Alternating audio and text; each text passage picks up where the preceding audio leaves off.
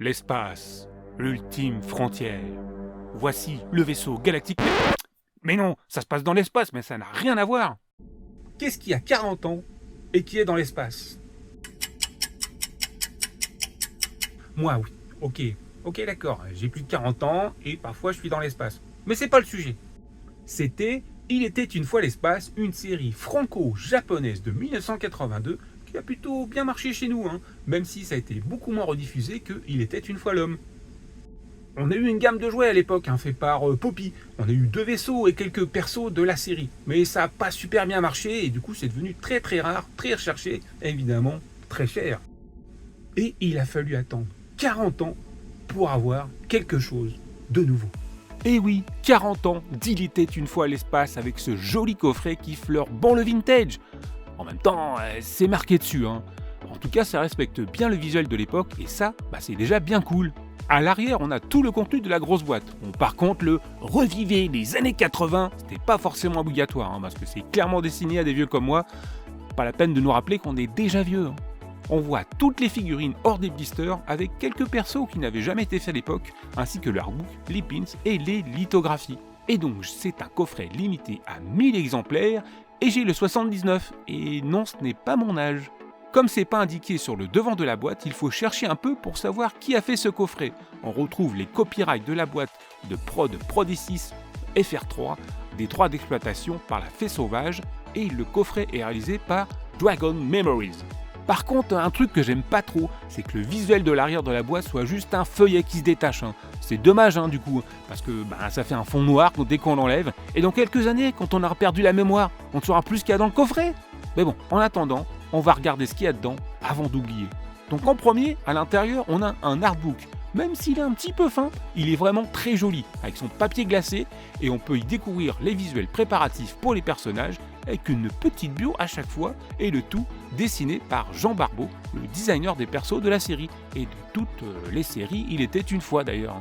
On y trouve aussi des lithographies, celle-ci avec un chouette décor, je suppose réalisé par l'illustrateur Manchu.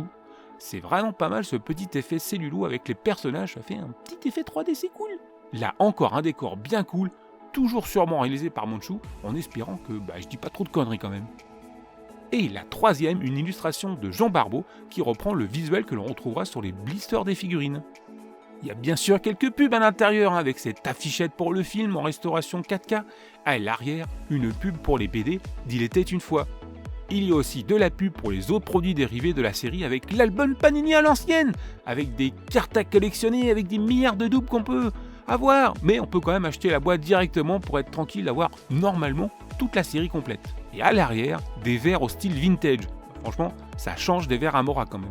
Bon, maintenant, on va passer au plat principal avec les figurines. Allez, on prend dans l'ordre. Voici donc Petit Gros, ou Yongjungbu en anglais. J'avoue, je ne connaissais pas leur nom à l'étranger et franchement, ça fait tout drôle. Niveau figurines, ça ressemble beaucoup au Reaction de chez Funko, un format d'environ 10 cm avec un style très rétro. C'est plutôt soigné et on reconnaît bien le perso. De plus, le visuel du blister fait bien son petit effet. Par contre, c'est articulé à l'ancienne, il n'y a que 5 points d'articulation. La tête, les 2 bras et les jambes. Et puis c'est tout. En même temps, vu à qui ces figurines sont adressées, on va clairement pas jouer avec. À l'arrière, là aussi, on fait ça à l'ancienne avec le fameux « collectionnez-les tous !» en présentant l'ensemble de la gamme, et ça franchement, ça fait plaisir, car on voit plus du tout ça dans les jouets actuels. On passe au perso emblématique avec Pierrot alias Peter. Là aussi on le reconnaît bien, il n'y a pas de souci, la peinture est plutôt soignée, c'est simple, mais franchement, ça fait le café. Il a aussi son flingue, le seul accessoire de la gamme d'ailleurs, qu'on retrouvera sur 3 persos. Ensuite, on a Psy, alias Psy en VO. Ça change tout, Bref. J'aime un peu moins le sculpte de la figurine qui se rapproche un peu plus du jouet vintage que de l'animé, et sa poitrine est vraiment étrange. Mais pour le reste, c'est pas mal du tout. Je vais passer un peu plus rapidement sur les autres persos, histoire de pas répéter la même chose, on est clairement dans la même finition pour tous.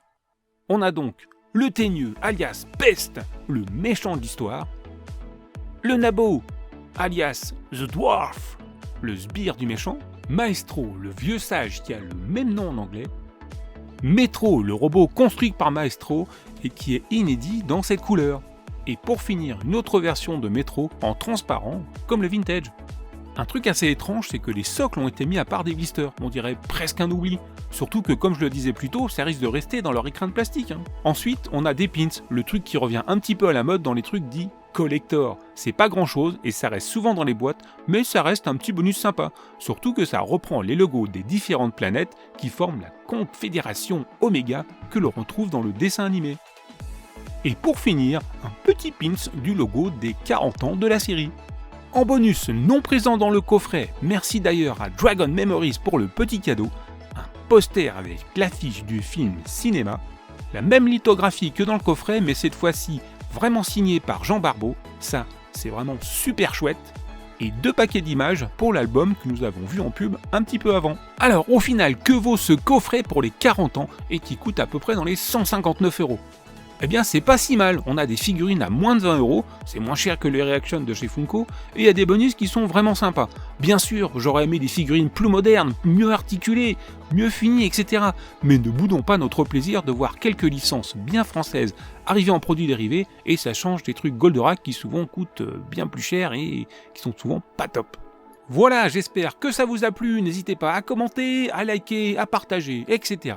Et moi je vous dis à la prochaine, allez, ciao!